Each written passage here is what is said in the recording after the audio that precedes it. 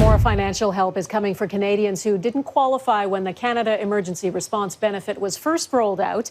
The CERB is being expanded now to include part-time, seasonal and contract workers, as well as anyone whose employment insurance recently ran out. Michael Couteur has the details. It would be like Christmas not happening for a retailer. That's big.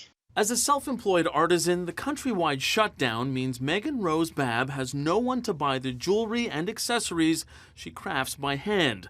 She nearly had to dip into her line of credit, but then she was given a lifeline. We are expanding the Canada Emergency Response Benefit to include people making up to $1,000 a month, seasonal workers, and people whose EI has recently run out. It applies to part-time workers, volunteer firefighters, and people like Megan. It makes a lot of difference to me because now I know that I can pay my mortgage, I can pay my bills,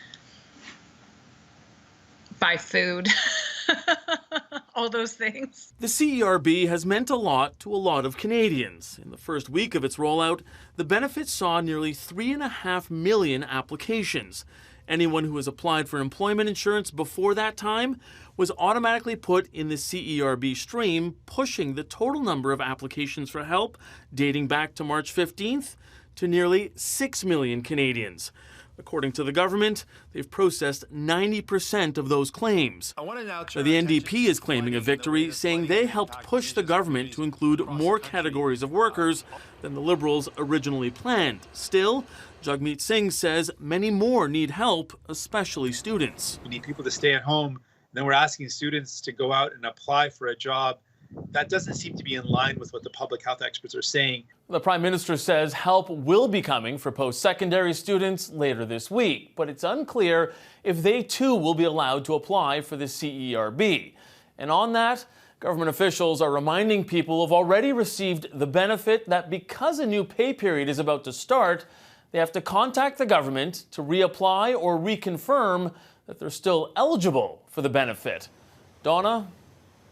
All right, Mike, thanks. The American President Donald Trump is facing criticism for his decision to suspend funding to the World Health Organization. He blames the WHO for not doing enough to stop the coronavirus and for being too lenient on China, where it all started.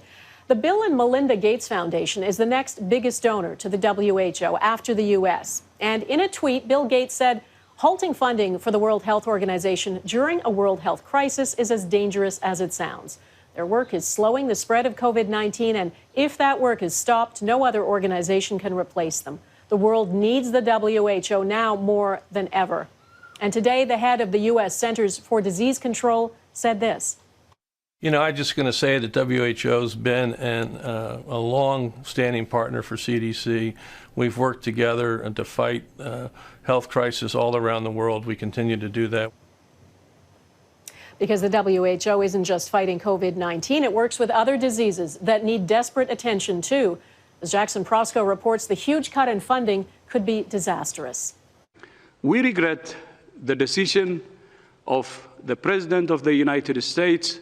This was not a battle the World Health Organization was prepared for, not in the middle of a global pandemic. The WHO failed in this basic duty and must be held accountable. But as COVID-19 cases and deaths surge in the United States, President Donald Trump has started looking for someone to blame. He's targeting the WHO by slashing funding and using his office to launch a smear campaign. The delays the WHO experienced in declaring a public health emergency cost valuable time. We alerted the world on January the 5th. Systems around the world, including the U.S., began to activate their incident management systems on January the 6th. On January 23rd, the WHO warned cases may appear in any country. Thus, all countries should be prepared for containment. Shortly after, Trump praised their work. The World Health Organization, and a lot of them are composed of our people. They're fantastic. That was before the president faced criticism for his own failure to act on those warnings, when the U.S. could have rolled out proven testing and stocked up on medical supplies. The World Health Organization is not responsible for that slow response. Again, other countries received the same information and responded a lot earlier. The U.S. provides nearly $500 million to the WHO, about 15% of the total budget. The agency focuses largely on work in developing countries that are ill-prepared to tackle the pandemic on their own. The World Health Organization is not like the United States government where we can go into debt.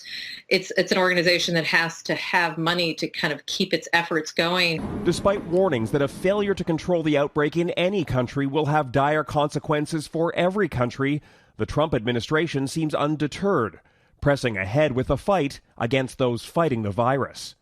Jackson Proskow, Global News, Washington.